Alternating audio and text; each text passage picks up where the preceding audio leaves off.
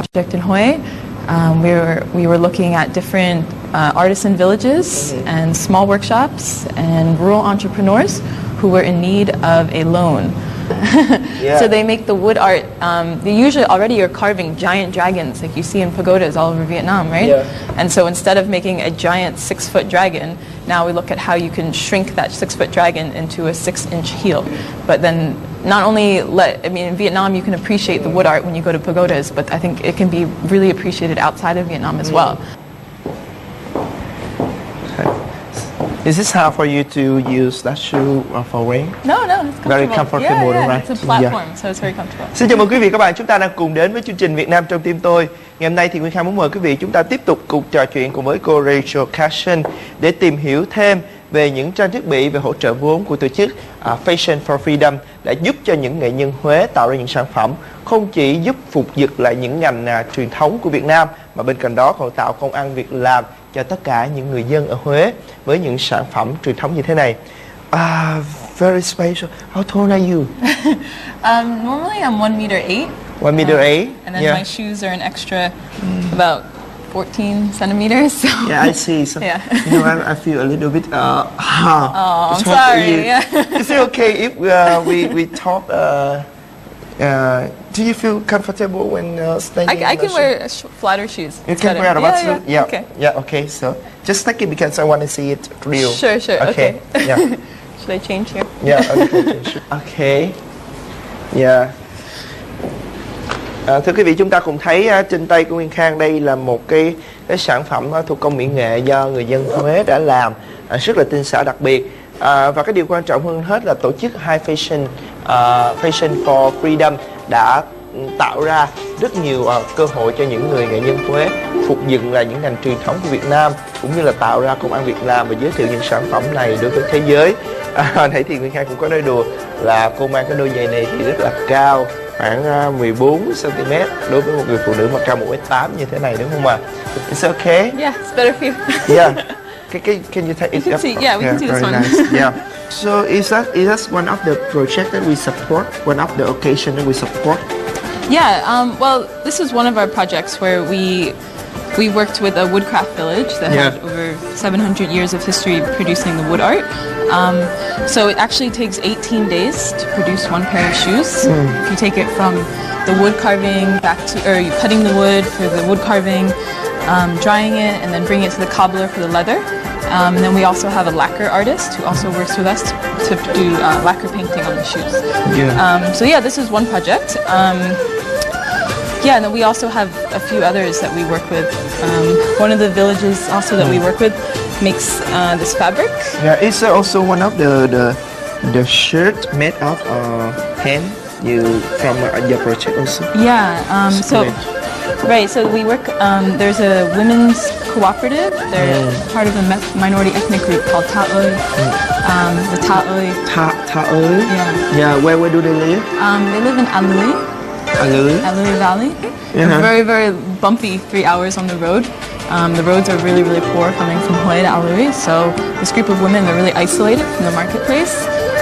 So we work with them. They have their beading style is indigenous to this group. So there's over 50 different minority groups in Vietnam, but this one group is the one who really started the beading style here.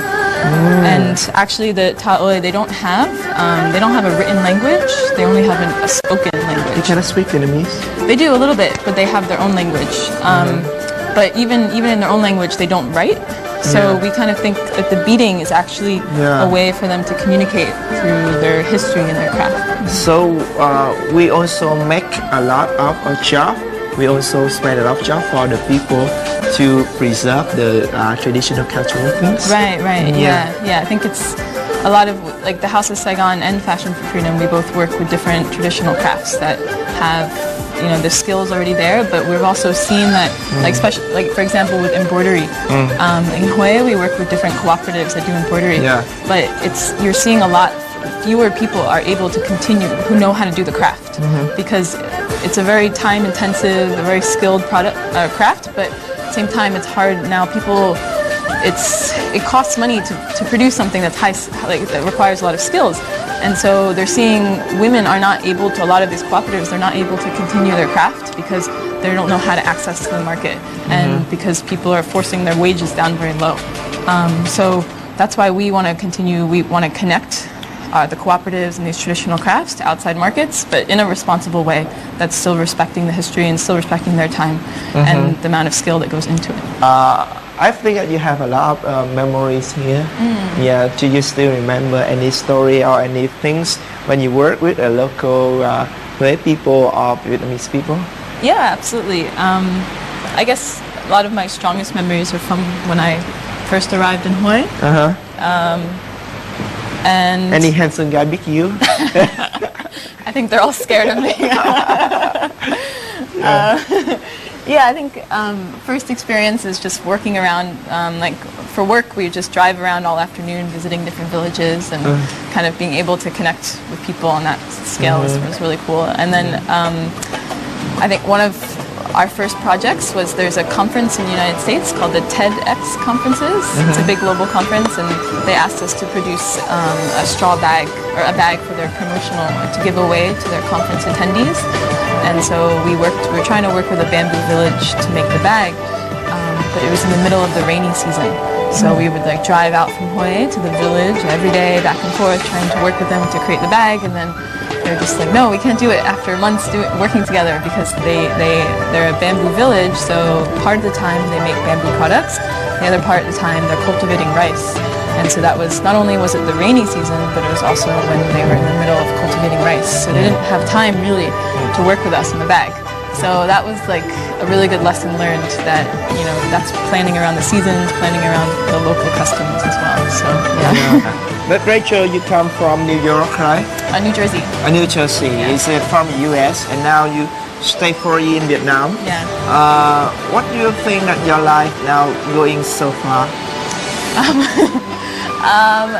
I think it's been, yeah, it's kind of surreal to look back on the last 4 years, and yeah, I'm starting to think about what to do next, but I think I would love to continue staying in Vietnam at least another few years and help continue building Passion for Freedom, and then we'll see. But, so between Huế and Ho Chi Minh City, which you prefer? I feel like a guy Huế, so I think I say Huế. You look like a guy Huế. Yeah, exactly. Okay, I think that you really told me that you are a guy Huế, and exactly because you can speak Huế voice. You can know how to learn Vô Việt Nam. Okay, so before we finish the show, may you say something to the viewers together with me? Sure, yeah. Okay, 1, 2, 3. Hãy cùng tôi yêu Việt Nam. Thank you, Rachel, so much. Yeah, I think that you have a lot of fun here with your work, with your designs, and also your charity activity here. Yeah. Before we finish the show, I also have a small souvenir for you. Oh, okay. Yeah. Okay, this is a small souvenir. Oh my God. Wow. Wow, very nice. Thank you. You have very nice eyes. Very big eyes. Yeah. Okay. So I hope that you will remember our show. Okay, absolutely. Yeah. Quý vị thân mến, chúng ta vừa đến với cô gái người Mỹ Rachel Carson, một cô gái đã dành trọn tình yêu cho việc bảo tồn, phát triển những giá trị truyền thống của Việt Nam, đặc biệt là những sản phẩm của nghệ nhân Huế. Cảm ơn quý vị đã theo dõi chương trình Việt Nam trên VTV số lần này. Xin chào và hẹn gặp lại với những nhân vật lần sau.